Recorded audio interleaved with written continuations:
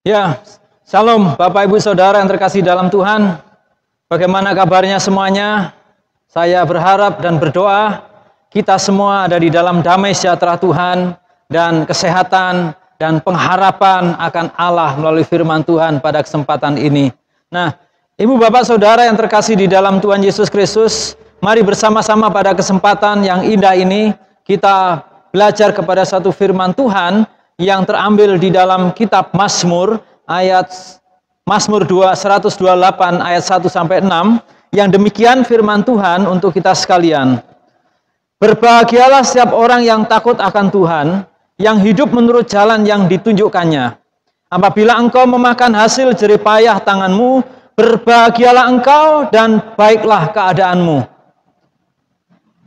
Istrimu akan menjadi seperti pohon anggur yang subur di dalam rumahmu, anak-anakmu seperti tunas pohon zaitun sekeliling mejamu. Sesungguhnya demikianlah akan diberkati orang laki-laki yang takut akan Tuhan.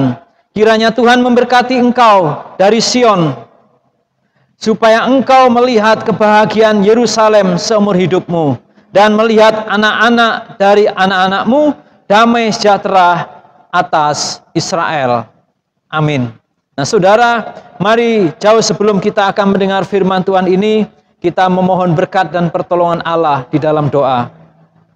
Bapa kami yang di sorga, Bapa yang kami sembah di dalam Tuhan kami Yesus Kristus, kami mengucap syukur kepada Tuhan untuk waktu yang Engkau sediakan bagi kami untuk membicarakan, memperdengarkan, mendengar, memperhatikan firman Allah. Firman yang hidup, firman yang berkuasa, firman yang ajaib, firman yang tidak pernah layu, firman yang sanggup mengubah seseorang, firman yang sanggup menyembuhkan orang sakit, menghidupkan sekalipun dari antara orang mati, bahkan menjadikan segala sesuatu yang tidak ada menjadi ada. Kiranya firman Allah yang hidup itu akan boleh kami dengar, akan boleh kami saksikan, akan boleh hamba-Mu perdengarkan kepada sekalian umat Tuhan, jemaat Allah yang Tuhan kasihi di dalam Yesus Kristus. Marilah Roh Kudus Engkau berkenan menyatakan rencana dan keajaiban-Mu, menyatakan kuasa-Mu di dalam pemberitaan firman dari awal hingga sampai selesainya. Kami menyerahkan Bapa supaya setiap keluarga kami boleh hidup bahagia karena ada pria-pria, suami-suami yang hidup takut akan Tuhan untuk mengatur, menata kehidupan rumah tangganya. Di dalam nama Yesus Kristus Tuhan kami berdoa dan kami memohon berkat bagi sekalian jemaat-Mu. Haleluya. Amin. Nah, Bapak Ibu Saudara yang terkasih dalam Tuhan, tentunya kalau Bapak Ibu pernah memperhatikan acara televisi yang berjudul Suami-suami Takut Istri. Pernah enggak Bapak Ibu melihat hal itu? Nah, Saudara, kenapa hal ini diangkat oleh sutradaranya? Suami-suami takut istri. Kenapa enggak suami-suami takut Tuhan ya yang diangkat? Tapi suami-suami takut istri. Nah, Saudara, di sana ini tentunya ada satu cerita. Sutradara menampilkan hal itu karena mungkin melihat situasi kehidupan masyarakat yang mungkin menurut dia yang peka kepada kehidupan sosial masyarakat, mengangkat hal ini menjadi satu siaran televisi yang menarik pada waktu itu. Nah, saudara, mari kita perhatikan dalam kehidupan yang berbalik. Kalau itu bicara tentang suami-suami takut istri, sekarang kita akan membicarakan satu kebenaran firman Allah, yaitu suami yang takut akan Tuhan. Nah, suami yang takut akan Tuhan. Nah, saudara, dalam bagian firman Tuhan ini dikatakan, berbahagialah setiap orang yang takut akan Tuhan, yang hidup menurut jalan yang ditunjukkannya. Nah, saudara, hal ini sesungguhnya mengacu kepada satu kebenaran yang di dalam ayat selanjutnya. Sesungguhnya demikianlah akan diberkati orang laki-laki yang takut akan Tuhan. Jadi sesungguhnya berbicara masalah setiap orang yang takut akan Tuhan, secara khusus dalam teks ini bicara tentang pria-pria, suami-suami yang takut akan Allah, yang takut akan Tuhan. Memang ini satu kebenaran umum ya, bagi semua orang memang harusnya hidup takut akan Allah.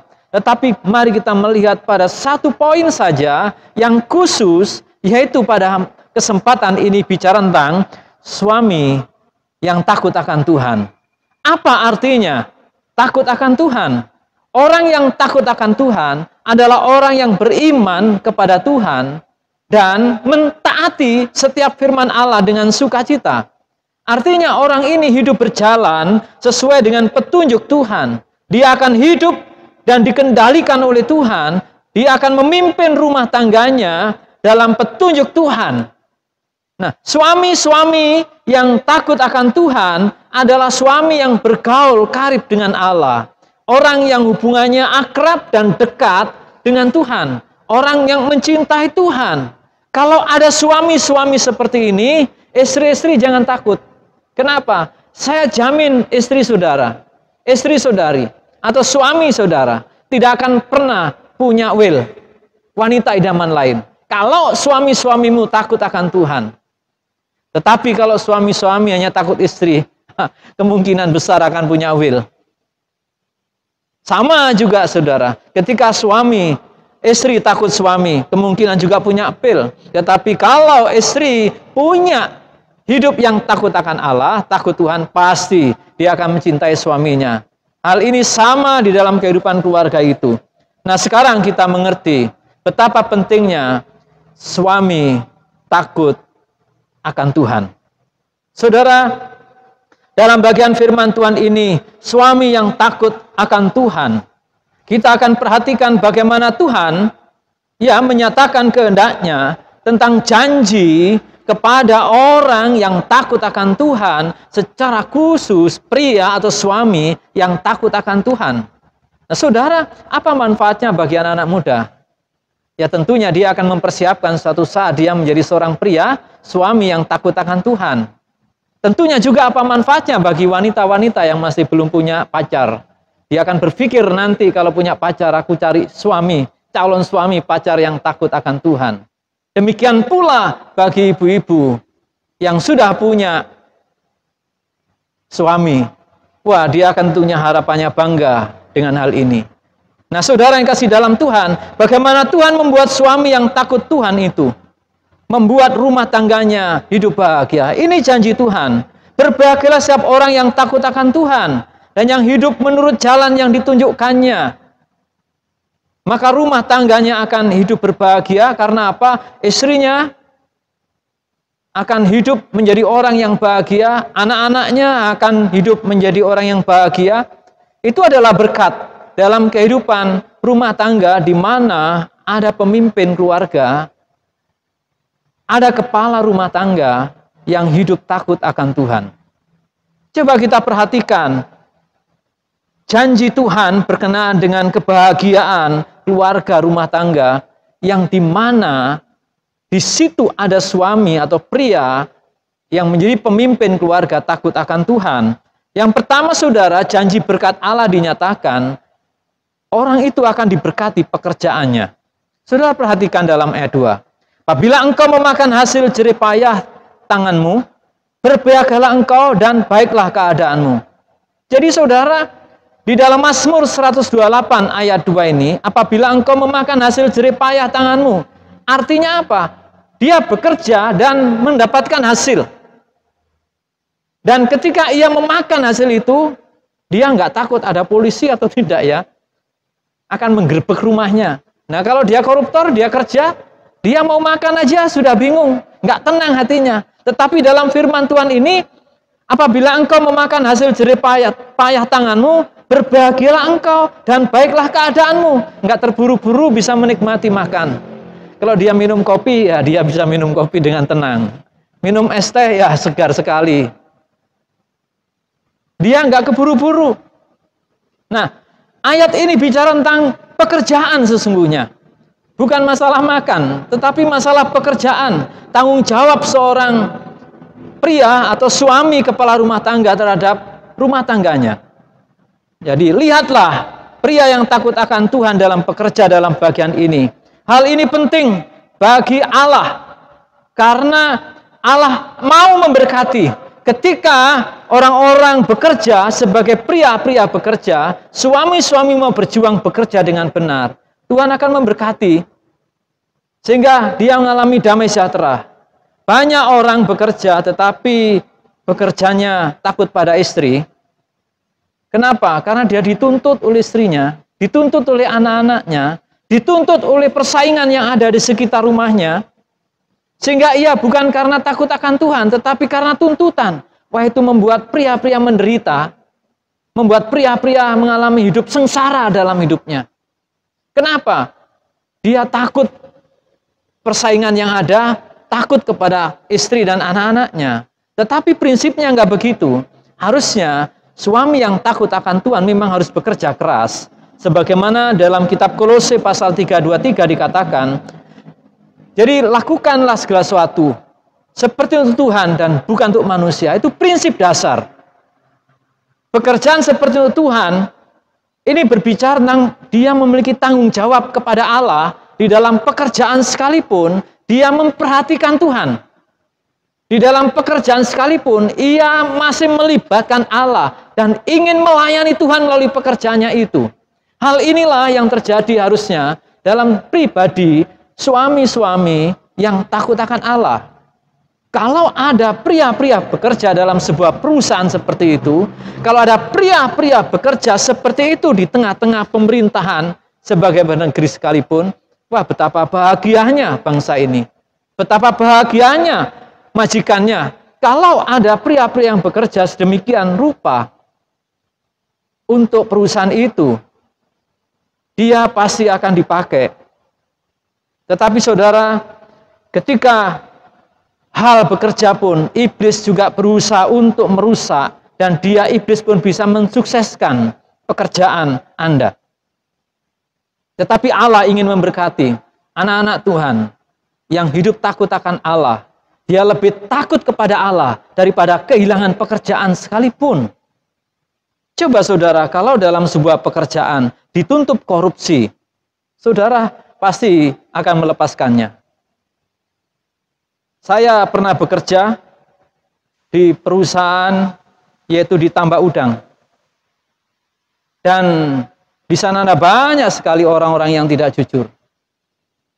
Dan saya masuk di sana menjadi teknisi tambak udang, udang windu Bapak Ibu, yang bernilai ekspor.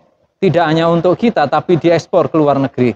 Jadi benar-benar semuanya harus ditata. Dan saya bertanggung jawab untuk hal itu. Satu saat Bapak Ibu Saudara, ketika saya bekerja, ternyata udang itu kena zat besi atau Fe, di mana airnya menjadi berubah dan merusak insang udang itu. Sehingga udang itu tidak mau makan. Ketika kami lihat tempat makanan nggak pernah habis dan bermasalah. Lalu saya dipanggil oleh bos, kita ngobrol di atas kolam, kemudian kita bicara tentang hal ini, dan dia banyak sekali bicara. Padahal dia juga anak Tuhan, tetapi sayang, dia nggak berbicara hal yang baik. Lalu saya sampaikan, loh, bos saudara itu anak Tuhan, kenapa bicara harus demikian? Apakah kamu nggak yakin kepada Tuhan yang kita sembah? Lalu kita berdoa, dan puji Tuhan berangsur-angsur baik. Saya bersyukur kepada Allah. Nah, saudara yang kasih dalam Tuhan, pengalaman sekian puluh tahun yang lalu, 27 tahun yang lalu, saya juga pernah menjadi seorang petani, saya bekerja, dan pada waktu itu ada kutu loncat yang menjadi wabah seperti virus corona ini, tapi ini untuk tanaman. Sehingga tanaman petani itu banyak yang mati, kopi-kopi itu. Dan saya di rumah bersama orang tua saya, bersyukur kepada Allah, menemukan tanaman jenis yang bisa diokulasi dengan pelindung itu. Sehingga tanaman itu menjadi hidup. Ketika suatu hari saya mengokulasi tanaman pelindung itu, ada teman, orang, banyak yang lewat, dia bicara sama saya, nang, opo urip, panas-panas gini kok kamu mengokulasi nyetik toro itu. Wah, kemelandingan saudara sekarang itu. Saya bilang, ya saya berusaha, Tuhan Yesus yang akan memberkati apa yang saya lakukan.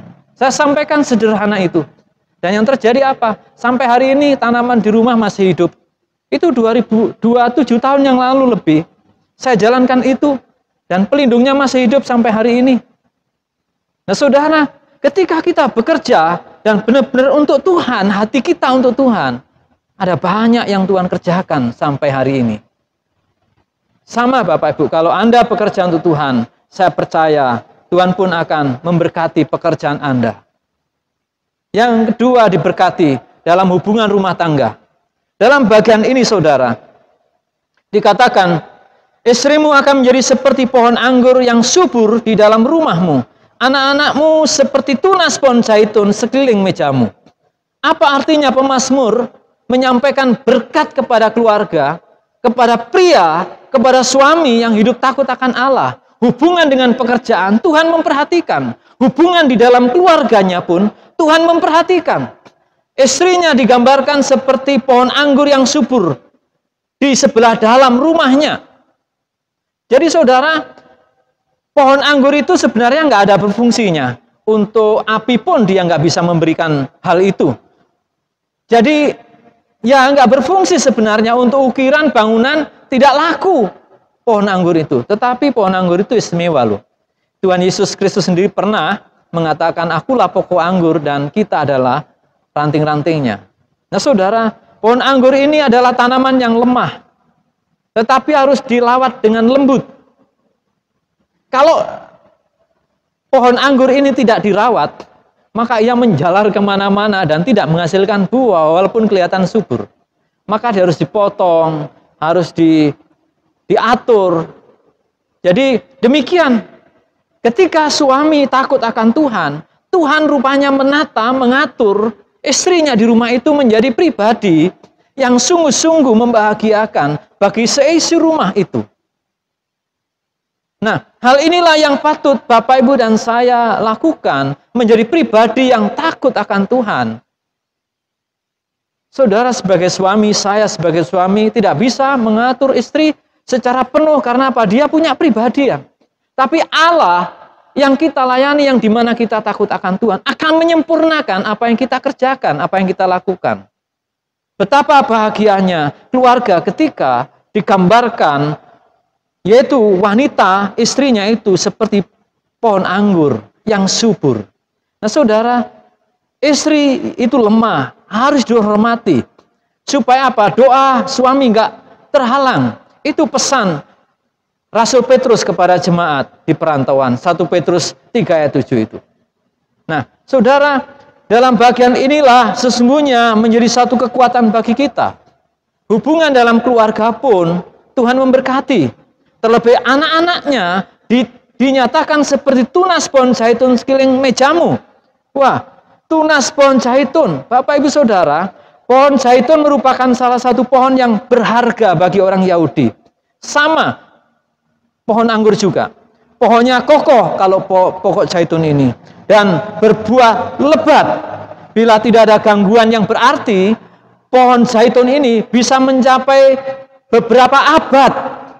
Kita kalah dengan pohon zaitun ini. Kegunaannya sangat banyak. Cabang-cabangnya digunakan untuk membangun pondok-pondok pada hari raya yang ke-7, pada bulan ke-7. Kayunya dapat dipakai untuk membuat perkakas rumah, untuk bangunan rumah. Buahnya dapat dimakan, minyaknya multi manfaat. Dipakai untuk peribadatan bersama dengan persembahan korban, untuk membuat roti sebagai bahan dasar salep, dan merias rambut untuk bahan bakar lampu minyak, berfungsi untuk obat. Itulah digambarkan anak-anak seperti tunas pohon zaitun. Ketika pokok pohon zaitun itu layu, bisa ditebang, lalu ada muncul tunas, ada banyak tunas. Nah di sini anak-anakmu seperti tunas pohon zaitun sekeliling mejamu. Ini melambangkan anak-anak dari orang yang takut akan Tuhan kelak akan tumbuh kokoh dan kuat seperti memiliki kedekatan dengan orang tuanya. Kelak menjadi orang tua, ketika orang tua renta, anak-anak menjadi anak-anak yang memberkati orang tuanya. Kokoh seperti pohon zaitun, ada di sekeliling meja itu. Jadi bagaimana Tuhan memberkati bagi suami yang takut akan Tuhan, bagi pria yang takut akan Allah. Jadi saudara, betapa bahagianya keluarga yang diberkati seperti ini oleh Tuhan. Sungguh ini suatu luar biasa. Bisa hidup takut akan Tuhan membawa dampak yang besar. kepada hubungan dengan istrinya, hubungan bersama anak-anaknya. Nah, saudara yang dikasih dalam Tuhan, mari kita merenungkan bagaimana Tuhan memberkati suami pria yang takut akan Tuhan di tengah rumah tangganya. Pekerjaannya akan disukseskan Tuhan, ya. Kemudian rumah tangganya dibuat sedemikian rupa indah hubungannya dengan keluarganya. Bahkan dia diberi kesehatan dan umur panjang. Dikatakan dalam ayat 5 dan 6, demikian firman Tuhan, kiranya sesungguhnya demikian akan diberkati orang laki-laki yang takut akan Tuhan. Kiranya Tuhan memberkati engkau dari Sion, supaya engkau melihat kebahagiaan Yerusalem seumur hidupmu, dan melihat anak-anak dari anak-anakmu, damai sejahtera atas Israel. Nah, saudara yang kasih dalam Tuhan, Tuhan tidak hanya memberkati pekerjaannya, tidak memberkati hanya keluarganya, istri dan anak-anaknya, tetapi memperhatikan. Tuhan memberkati yaitu generasi. Dikatakan anak dan melihat anak-anak dari anak-anakmu. Apa artinya? Dia bisa melihat cucu-cucunya. Anak-anak dari anak-anakmu, yaitu cucu-cucunya, generasi yang ketiga, dia bisa melihat yang luar biasa. Mereka semua hidup dekat dengan nenek moyangnya, dengan orang tuanya. Nah, kalau Bapak Ibu memperhatikan dalam kisah Abraham, Ishak dan Yakub. Abraham memiliki anak Ishak, Ishak memiliki anak Yakub. Yakub memiliki 12 anak yang sekarang disebut Israel itu. Ini berkat sampai hari ini bagi Abraham, memberkati orang-orang beriman termasuk Bapak Ibu dan saya. Ada generasi yang dipakai Allah yang luar biasa. Itu dalam perjanjian lama. Tuhan memberkati dengan umur panjang dan sehat. Bahkan memberikan kesehatan rohani yang luar biasa. Dalam perjanjian baru, tentunya Bapak Ibu kenal yang namanya Timotius karena ada suratnya. Tetapi bagaimana Timotius hidup menjadi orang percaya? Dia melihat iman neneknya, Lois, dan iman mamahnya ibunya, Eunike. Melihat generasi yang ketiga yaitu Timotius. Dia tidak hanya memberkati dalam satu keluarga saja, dua keluarga, tapi memberkati semua keluarga-keluarga yang takut akan Tuhan. Sama dengan Abraham. Demikian kalau Bapak Ibu Saudara bisa mempertahankan sampai generasi demi generasi. Ada melihat keturunan orang beriman, orang yang takut akan Allah, akan dibuat berhasil oleh Tuhan. Jadi renungkanlah akan perkara ini.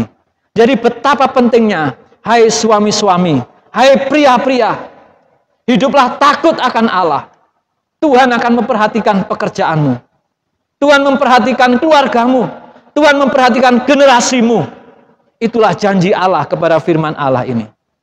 Tuhan pastinya memberkati bangsamu yang diisi dengan orang pria-pria yang takut akan Tuhan. Bangsa ini pun akan diberkati oleh Tuhan. Bangsa ini akan diperhatikan oleh Allah. Bahkan kota di mana Anda berada akan menikmati berkat rahmat Allah melalui kehidupan saudara. Jadi pada akhirnya mari kita merenungkan betapa pentingnya kita sebagai orang percaya, sebagai murid Yesus, hidup takut akan Tuhan. Di tengah-tengah pekerjaan, di tengah-tengah keluarga, bahkan bisa menjadi saksi bagi generasi. Betapa pentingnya pria-pria, suami-suami secara khusus untuk memberkati rumah tangganya dengan hidup takut akan Tuhan. Para generasi, marilah kita menjadi pribadi yang takut akan Tuhan. Karena semuanya ada dampak yang luar biasa di tengah-tengah kehidupan kita. Tuhan memberkati dan mari kita berdoa untuk firman Tuhan ini. Bapa kami di sorga, hamba-Mu bersyukur, hamba-Mu berterima kasih buat firman-Mu yang hidup berbicara tentang suami pria yang takut akan Tuhan. Di tengah-tengah keluarganya, Tuhan memperhatikan, Tuhan memberkati pekerjaannya di mana dia juga takut akan Allah. Tuhan memberkati rumah tangganya dengan kehidupan hubungan yang baik dengan istri dan anak-anaknya. Bahkan Tuhan memberkati dengan kesehatan dan sejahtera melihat generasinya yang menjadi generasi yang memberkati. Kami mendoakan supaya Tuhan memberkati suami-suami, pria-pria yang sedang mendengar firman Tuhan dengan hormat akan Allah. Tuhan memberkati rumah-rumah tangga, pekerjaan anak-anak-mu, bahkan generasi-generasi yang hidup di mana nenek moyangnya takut akan Tuhan. Seperti Abraham, Ishak, dan Yakub. Seperti nenek Lois, Ibu Yunike, dan anak Timotius. Kami mengucap syukur dan kami berharap kepada Engkau. Bawalah hidup kami ya Bapa. Kami semua menjadi murid-murid-Mu yang hidup takut akan Allah. Istimewa para suami-suami. Kiranya Allah memberikan hidup keberanian untuk takut akan Allah. Di dalam nama Yesus kami mengucap syukur dan kami berdoa. Haleluya. Amin. Kiranya Bapak, Ibu, Saudara diberkati oleh firman Tuhan ini. Haleluya. Amin.